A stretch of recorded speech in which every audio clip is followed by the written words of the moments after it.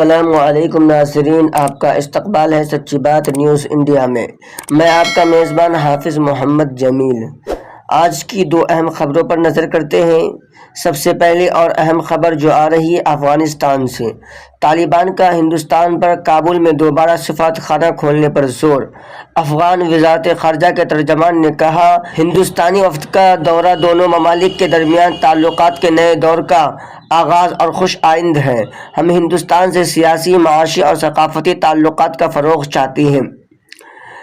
طالبان حکومت نے ہندوستان پر کابل میں سفارت خانہ دوبارہ کھولنے اور ویزا سروس بحال کرنے پر زور دیا۔ افغانستان کی وزارت خارجہ کے ترجمان عبدالقہار بلخی نے بیان میں کہا کہ ہندوستانی وفد کا دورہ افغانستان دونوں ممالک کے درمیان تعلقات کے نئے دور کا آغاز اور خوش آئند ہے۔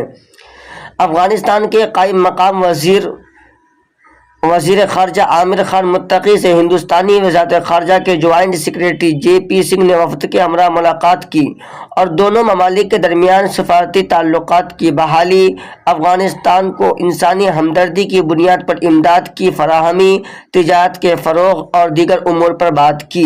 افغان حکام کا کہنا ہے کہ متوازن خارجہ پالیسی کے تحت افغان حکومت ہندوستان سے سیاسی، معاشی اور ثقافتی تعلقات کا فروغ چاہتی ہے۔ چلیے خبر کی طرف رخ کرتے ہیں۔ فلم پرتھوی راج پر عمان، کویت اور قطر میں پابندی۔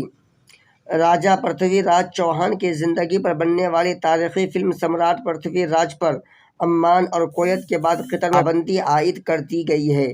میڈیا رپورٹس کے مطابق اکشے کمار کی نئی فلم سمراٹ پرتھوی راج 3 جون کو ریلیز ہونے جا رہی ہے، تاہم پابندی کے باعث خلیجی ممالک عمان، کویت اور قطر میں ریلیز نہیں ہوگی۔ مذکورہ ممالک کی جانب سے پابندی کی وجہ تاحال سامنے نہیں آئی، لیکن ممکن ہے کہ فلم میں تاریخ کو مسخ کر کے پیش کرنے یا پھر یک طرفہ کہانی دکھانے کے سبب یہ اقدام اٹھایا گیا ہو۔ ہماری بات سے آپ کتنے متفق ہیں ضرور کمنٹ کریں۔ ہمارے چینل کو سبسکرائب کریں، لائک کریں، شیئر کریں تاکہ ہماری تمام ویڈیو سب سے پہلے آپ تک پہنچے۔